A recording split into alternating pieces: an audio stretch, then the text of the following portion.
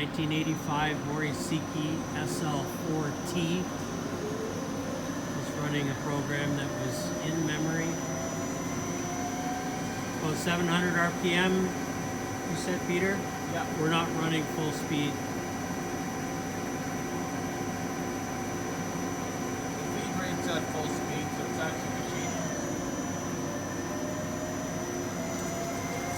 Very quiet machine, is mechanically sound, has not run very much at all since its very early years.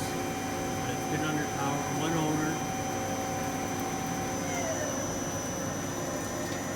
Has 4 positions for driven tools and C-axis on the main spindle.